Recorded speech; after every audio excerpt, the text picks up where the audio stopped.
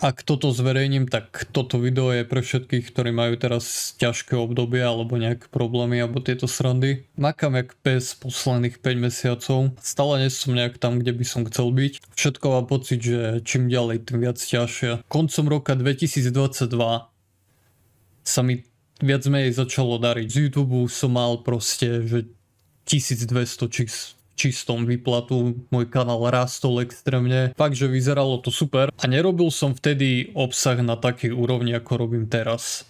A ešte dokonca som častejšie streamoval. A o tomto vravel aj Dušan veľakrát, že tvorenie obsahu aj celkovo YouTube a tieto srandy, keď robíte, tak je to jak taká vlna, že raz si hore a raz si dole. Tak ja som zažil svoje hore a bolo to super, to bolo november 2022, november, december 2022 a január 2023 bol pík, môj absolútny pík. Som si myslel, že som to konečne dal, robil som YouTube strašne dlho, furt mi to nevyšlo a už som mal pocit, že som to dal takto blízko som bol. No a potom prišiel február 2023 a z nejakého dôvodu jednoducho na to, že som streamoval v ten mesiac, koľko to mohlo byť, že som vynechal asi iba 4 dní streamu, čiže 24 dní v kuse som streamoval, tak presne ten mesiac bol z nejakého dôvodu taký, že muka strašná. Vtedy ma to pomaličky udrelo, potom nastalo to, že som sa musel presťahovať, lebo majiteľ chcel proste starý byt späť a zrazu som nemal peniaze na to presťahovať sa. Čiže vtedy ma to tak udrelo silno, vtedy aj moje ego išlo bokom, vtedy som sa dosť uzemnil, vtedy som si veľa vecí uvedomil, že to nie je len tak, že raz vybuchte, že ostaješ tam hore, aj keď som dával väčšiu snahu do toho a efekt bol úplne opačný, nechápal som tomu a myslím, že vtedy moja chyba bola, že som sa nesústredil na obsah, ale viacej na tie streamy. Som musel vydať video, kde som proste žiadal pomoc od vás a necítil som sa dobre a prekvapilo dosť ľudí. Viac ako 130 ľudí proste mi poslalo peniaze, že aby som to zvládol. A zvládol som to. A myslel som si, že dobre, že presťahujem sa, začnem od znova, presťahujem sa, zmením fokus a zo začiatku to aj tak vyzeralo. Videl som proste jedno video, ktoré proste doteraz, ktoré hneď vybuchlo a doteraz dostáva videnia. Videl som hneď za tým ďalšie, proste bangre to boli. Ale tým, že som bol tak keby uzemnený z toho, čo sa mi stalo, že proste naraz začali na mňa reakcie, naraz zrazu proste nechodili peniaze a nevedel som, čo mám robiť, tak som tým, že som proste fakt dostal takú tú, jak to nazvať, egofacku, alebo niečo také, že fakt ma to uzemnilo, tak som sa rozhodol nájsť si prácu. A našiel som si prácu. A bol som v nej od apríla do novembra 2023. A tým pádom som ako keby na YouTube mal viac menej pauzok, že videl som video sem tam, bol stream sem tam, ale nebol som taký aktívny. A všetko mi totálne padlo. Pracoval som v logistike a mal som svoju určitú pozíciu. Team leader ma z nejakého dôvodu moc nemusel, tak ma dával na rôzne iné pozície, na ktoré som nebol kvalifikovaný. A ja som povedal nie. Lebo proste chce mi dať viacej práce, ale plat mi ostane rovnaký, takže nebol som s tým OK. Nemohol ma ale vyhodiť. Vyhodil ma, až keď prišla druhá firma, ktorá prevzala to logistické centrum. Tým pádom sme boli všetci odznova v skúšobnej dobe. Tak on využil ten loophole, aby ma vyhodil, že som v skúšobnej dobe, že nepočúvam príkazy nadriadeného, blablabla, proste pičovina. Jednoducho mal som svoju pozíciu, o ktorú som sa mal starať a o ktorú bolo aj postarané. A typek si asi vybíjal komplexy na mňa, lebo proste som povedal nie, že nebudem robiť pozície, na ktorých ma netreba. Doslova bola jedna pozícia, na ktorú bolo treba 2 ľudí.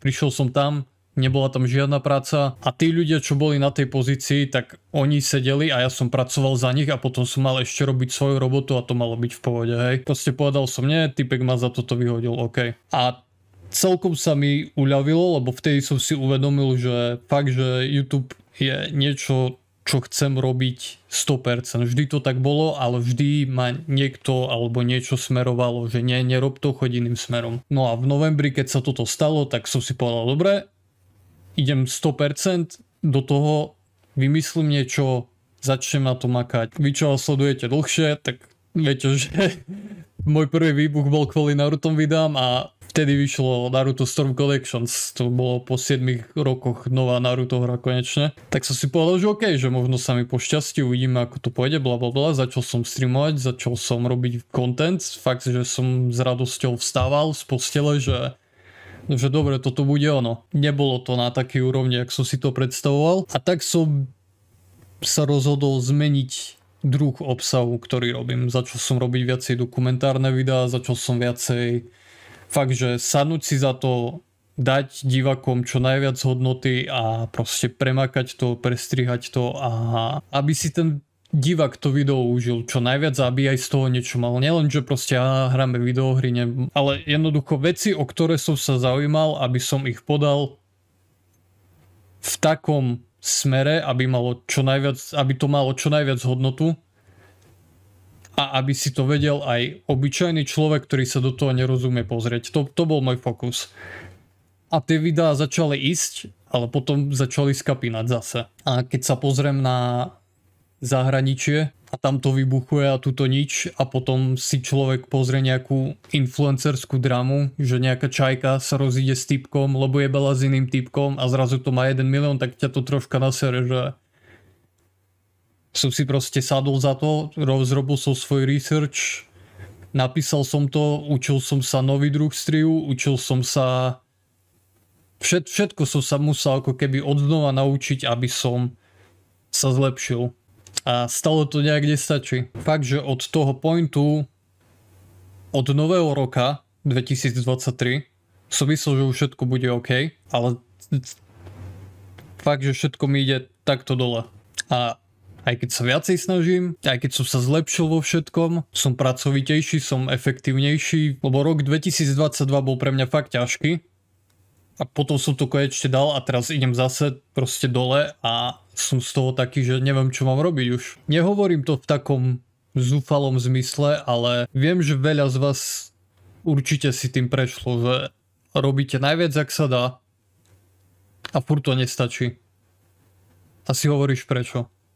Lebo keď si porovnám seba teraz a pred rokom, teraz som lepší v každom jednom smere, som efektívnejší v každom jednom smere, som pracovitejší, nie som taký lenivý. Každý deň dávam 100% a furt mám pocit, že to nestačí. A vždy, keď to konečne začne ísť tým dobrým smerom, že OK, možno už teraz bude dobre, že zase pojem takto, tak vždy mi proste niečo príde, čo mi, jak sa to povie? Že jednoducho ťa niečo potkne. Neviem, že to má nejaké porekadlo alebo prirovnanie, alebo jak sa to volá. Že ti niekto keby hodí polena pod nohy, alebo ospravedlňujem sa. Čiže už keď som mal pocit, že OK, už idem na to lepšie, videá vyzerajú lepšie, ad revenue ide hore, všetko bude super, tak zrazu mi banka zavolá, že bratík môj, musíme ti zrušiť voliteľné prečerpanie, lebo sme sa tak rozhodli z ničoho nič, lebo zrazu máme striktnejšie pravidlá. No ja som bol vo voliteľnom prečerpaní a teraz všetky tie peniaze, ktoré mi mali prísť v ten mesiac, to bolo tuším apríl, tak zrazu by sa mi počítali keby do okamžitého uradenia toho voliteľného prečerpania. Je to proste pičovina, nechcem to nejak extra vysvetľovať. Jednoducho, keď som mal 18, spravil som kokotinu a musel som jednoducho dať svojej mame peniaze, takže som musel ísť do voliteľného prečerpania a tým pádom som bol v minuse. A to mi tak ostalo niekoľko rokov. No a banka sa zrazu rozhodla, že bratík, musíme ti to stiahnuť, lebo proste haha, a musíš to splatiť naraz. A zrazu máš platiť 1300 eur a odkiaľ si ich mám kurva vybrať. Takže nedalo sa. Čiže musel som si to dať na splatkový kalendár, blablabla. Dobre, fajn. Stáva sa. Samozrejme s tým, aká je inflácia, tak mi prišiel zvýšený nájom presne v ten mesiac. Potom mi prišiel ešte, nech sa nepovie, nedoplatok za vodu, za elektriku. Potom mi prišlo zo zdravotky, že vlastne za ten november mám ešte nedoplatok. Len tak, všetko v ten jeden mesiac naraz. A to mi presne pripomenulo ten február pred rokom, kde zrazu všetko bolo dobre a všetko zrazu naraz keby. A neviem, či to je zákon schválnosti, alebo či mám nešťastie, alebo čo sa deje, Ale zvládol som to, aj ten február som zvládol, aj teraz ten apríl som zvládol, čo všetko naraz na mňa prišlo. Ale stále mám pocit, že všetko sa jebe nielen mne, ale aj každému, reálne každému. Všetci moji blízki mi hovoria, aké problémy zrazu majú a to je akéby naraz. A neviem čím to je, neviem či mám taký pocit, že keby po pandémii sa všetko dojebalo, že totálny reset, kompletný, ale nič už nie je také rovnaké, všetko je iné. A neviem prečo. Vôbec neviem prečo. A snažím sa na to prísť a úplne som taký, že boha, čím to je. Každopádne teraz je máj. Je stred mája. Zisťoval som si veci, ako vylepšiť YouTube algoritmus a teda.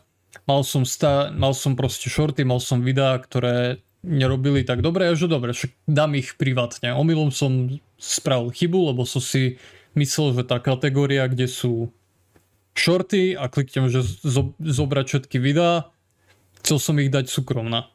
Tak som klikol, že dobre, všetky shorty, ale zaškrtlo mi to všetky videá. Po piči. Takže zrazu som nemal nič na kanáli pár minút. Potom som to dal naspäť všetko verejne a tým pádom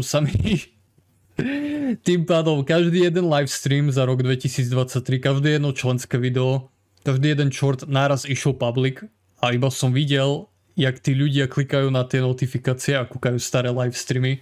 Odbery išli takto dole a tak som to samozrejme všetko fixol, dal som si privátne som si dal livestreamy, privátne som si dal shorty a tieto srandy, nech ten algoritmus má začne trošku lepšie brať, pretože mám jednoducho videá, ktoré majú že 62% retention a skapu. Mal som videá, ktoré mali menší retention a vybuchli. Neviem prečo sa mi toto deje. A viem, že rentujem a viem, že si hovorí ťažký youtuberko, však ono tu plače, že nemáš views za kokotiny, ale bratík, predstav si, že máš projekt, sadneš si za ten projekt, dáš do neho 100% každý jeden deň od rana do večera, robíš si research, píšeš ho, naučíš sa nový druh strihu, naučíš sa ako lepšie hovoriť príbehy, naučíš sa lepšie prezentovať, naučíš sa lepšie rozprávať a furt to nestačí. A potom niekto nespraví nejaký taký random bizar a zrazu to má 1 mega. A to ťa proste nasere trošku, vieš, že fakt u nás proste všetci len radi sledujú drámu. Či len ja fakt robím proste na piču obsah. Teraz je máj, toto mám celé obuknuté, pretože casuálne mi nechce vyraziť 1.8, ktorú som tam mal a mám tam kas. Tak som písal na jednu ambulanciu, som im povedal, že toto je problém, poslal som fotku a teda. Oni, že dobre, že bude treba chirurgickú extrakciu, bude to stať cca 200 €. Bum, ďalšie peniaze len tak v piči a to sa mi deje stále. Furt keď mám takýto, že už to ide dobrým smerom, zrazu som nižšie. A jedno, jak sa snažím, jedno, čo robím, furt je to na kokot. Neviem prečo. Mám asi nápady na 10 ďalších videí, jedno mám momentálne rozpracované, tu bude strašný banger, veľmi sa na ňo teším, keď ho vydám. Ale čo som chcel povedať je, že ak máš teraz nejaké ťažké obdobie a máš nejaké problémy, tak reálne nevzdávaj to. Nevzdávaj to, jeb na to, nevzdávaj to. Mňa teraz keby ženú dopredu tak strašne obyčajné veci, ja jednoducho sa ráno otvorím oči, zobudím sa, a poviem si, že mám okolo seba 4 steny a mám strechu nad hlavou. Že aké mám kurva šťastie.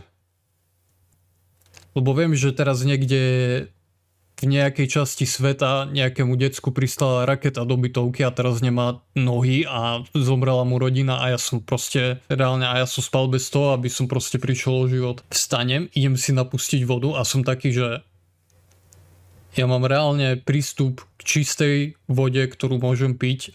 Viem, koľko ľudí proste toto nemá. Reálne toto všetko, čo sa mi poslednú dobu deje, ma tak uzemnilo a som taký keby pokornejší a spokojný so všetkým, čo mám, že reálne aj keď všetko mi ide dole, tak nemám také stavy, ako som mal v roku 2022, keď fakt mi všetko išlo dole a horko ťažko som sa cez to dostal. Teraz som viac menej na rovnakej vlne, by som povedal. Teraz ten rozdiel je, že veľa problémov riešim hneď a vtedy som ich odkladal, čo bola proste pičovina, že fakt keď máte nejaké problémy, treba ich riešiť čo najskôr a netreba sa im vyhýbať. By som sa smial, keby toto natáčam a mikrofón nejde, že není zapnutý alebo niečo, alebo že by mi crashol komp, toto vôbec uploadnem, tak to bude, že wow. Ak máš teraz ťažké obdobie, tak nevzdávaj to, viem, že to zvládneš. Zvládneme to všetci, ja som si povedal, že ja mám piči. 2022 som si povedal, že ja buď začnem robiť obsah a začnem robiť YouTube, lebo to je jediná vec, v ktorej som dobrý, v ktorej som vyskylený. A som si povedal, že buď toto dám, alebo zomrem. Som si povedal jedno z toho. Takže ja to neplánujem vzdať tak skoro. Reálne. Takže nemal by si ani ty. Hociaký problém, ktorý máš, sa dá riešiť a ja viem, že to zvládneš. Ja keď si spomeniem na seba, koľkokrát som si myslel, že už je koniec a furt som tu. Koľkokrát som si povedal, že wow, že prežil som ďalší mesiac. To je insane, strašné. A som strašne vďačný za tie veci, ktoré mám a za ľudí, ktorých mám okolo seba. A aj keď teraz mám pocit, že všetci máme problémy, tak mám pocit, že ich zvládneme. Reálne mám pocit, že ich všetci zvládneme. Neviem, prečo zrazu mám tak strašne dobrú náladu. Keď som zapol natáčanie, tak som bol taký, že nevedel som, že či toto je vôbec dobrý nápad, ale teraz mám veľmi dobrú náladu. Lebo som si reálne uvedomil, že proste to dáme. Takže neboj sa, všetko je OK. Hociaký problém, ktorý máš teraz, ty ho zvládneš. Zvládneme to všetci spolu, ale ak si toto dopozeral až sem, tak ti ďakujem a verím ti, že všetko zvládneš, OK? Neboj sa, všetko dáme, všetko bude super. A tuto môj rant končí. Idem spať, bolí ma osmička, neteším sa, keď mi ju vytiahnu. Čaute.